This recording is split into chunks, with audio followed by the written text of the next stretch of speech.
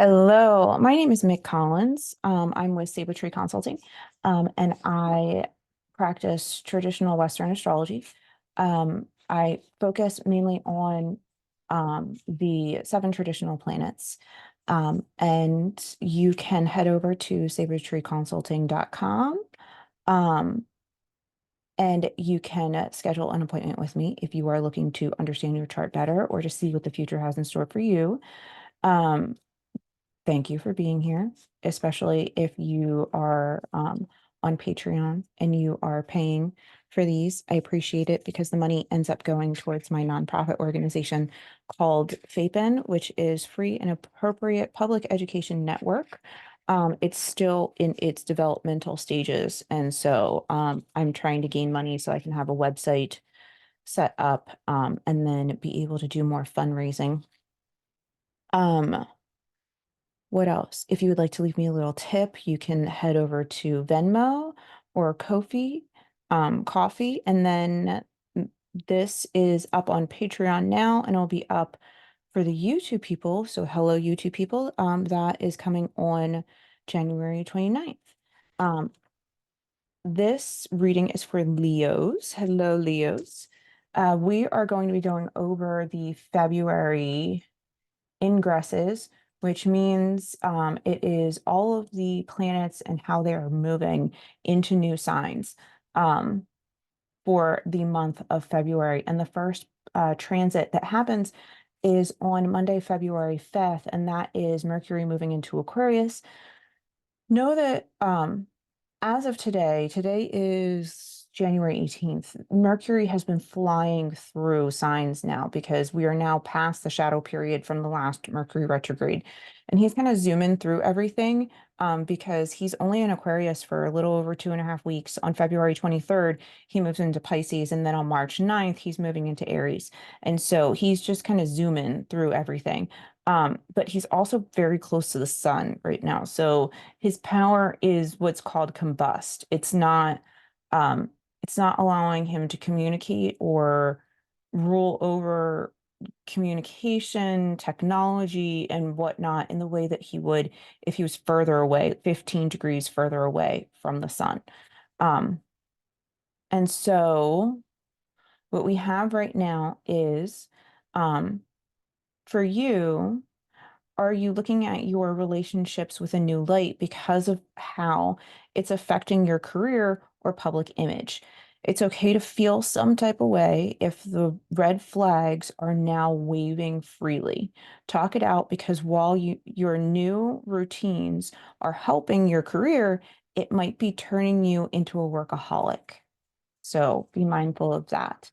On Friday, February 9th, we have the Aquarius new moon at 20 degrees.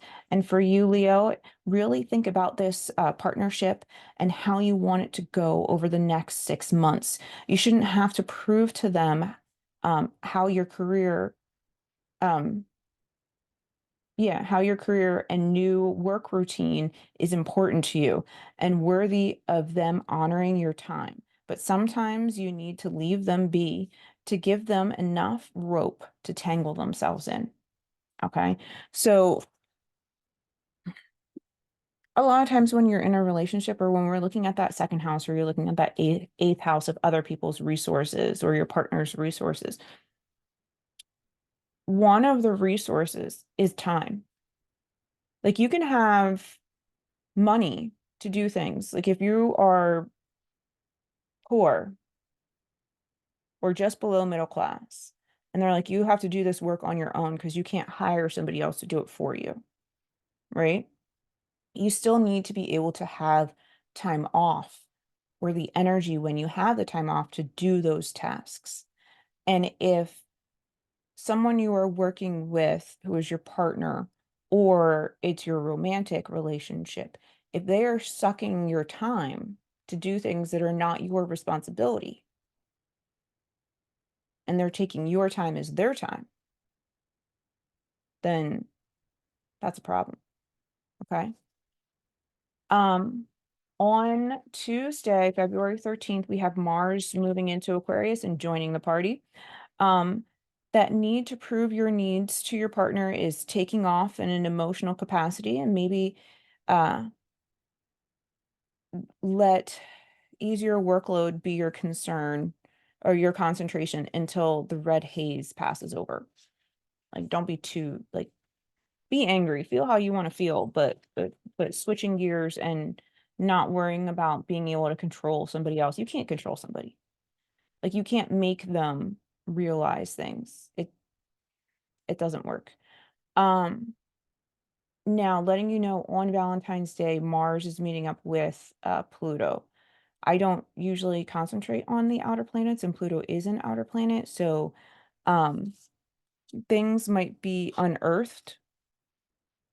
So I'd keep an eye out for that. And I believe that this is happening in Aquarius, which is your relationship house. Um, on the 16th, which is a Friday, the Friday after Valentine's Day, Venus moves into Aquarius and joins the party. That relationship is moving slower than molasses in January. Purge all the doubts and fears that are holding you both back. Okay. On February 18th, which is the Sunday, we have the sun moving into Pisces. So it's Pisces season. And the sun is going to be there until March 19th, which is the spring equinox. Okay. You might be going through your tax returns with a fine-tooth comb. Um, so you are overly prepared to file this year. The sooner you get it out of the way, the less anxiety you will feel.